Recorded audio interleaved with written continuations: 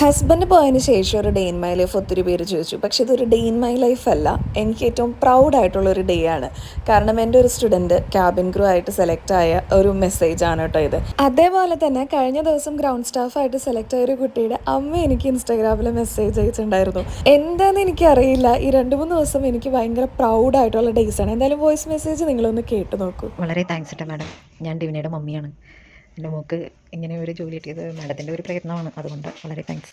Finally ഒരാളും കൂടെ നമ്മുടെ ഇൻസ്റ്റിറ്റ്യൂട്ടിൽ നിന്ന് ക്യാബിൻ ക്രൂ ആയിട്ട് സെലക്ട് ആയേക്കാണ്. അപ്പോൾ ഇൻ്റർവ്യൂവിൻ്റെ കുറേ കാര്യങ്ങൾ ആൾ എൻ്റെ അടുത്ത് ഷെയർ ചെയ്തു. ഇവിടുന്ന് പോകുമ്പോൾ മുതൽ ആൾക്ക് ഒരുപാട് ഡൗട്ട്സ് ഉണ്ട്. നമ്മൾ ക്ലാസ്സിൽ ഒരുപാട് കാര്യങ്ങൾ പഠിപ്പിക്കുന്നുണ്ടെങ്കിലും സ്റ്റിൽ ദേ ഹാവ് ഡൗട്ട്സ്.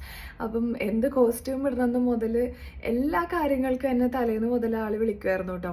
അപ്പം എൻ്റെ പേഴ്സണലി എനിക്ക് ഭയങ്കര എന്താ പറയുക ഇഷ്ടമുള്ളൊരു കാര്യമാണ് നമ്മളെ വിളിച്ച് ഇങ്ങനെ ചോദിക്കുകയും ബ്ലെസ്സിങ്സ് ചോദിക്കുകയും അങ്ങനെയൊക്കെ ചോദിച്ച് ഭയങ്കര എന്താ പറയുക ഡീപ്ലി നമ്മളായിട്ട് അറ്റാച്ച്ഡ് ആവുന്ന കുറച്ച് സ്റ്റുഡൻസ് ഉണ്ട്.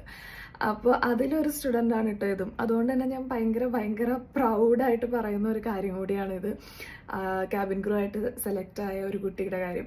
അപ്പോൾ ആൾ ഇപ്പം എനിക്ക് മെസ്സേജ് അയക്കുകയാണ് ചെയ്തത്, മാം ഫസ്റ്റ് റൗണ്ട് കഴിഞ്ഞു അല്ലെങ്കിൽ സെക്കൻഡ് റൗണ്ട് കഴിഞ്ഞു, ഫൈനൽ എത്തി, ഇതിപ്പോൾ ഓഫർ ലെറ്റർ വരെ അവർക്ക് കൊടുത്തു എന്ന് പറഞ്ഞു.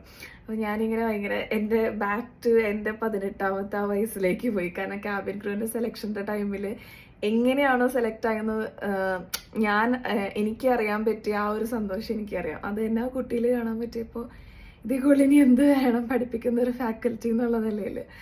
സോ എനിവേയ്സ്, നമ്മുടെ അക്കാഡമിയുടെ പുതിയ ബാച്ചിൻ്റെ അഡ്മിഷൻ ഇപ്പോൾ എഗെയിൻ ഞാൻ ഓപ്പൺ ചെയ്തു. അതും കൂടെ ഞാൻ നിങ്ങളുടെ അടുത്ത് അറിയിക്കുകയാണ്.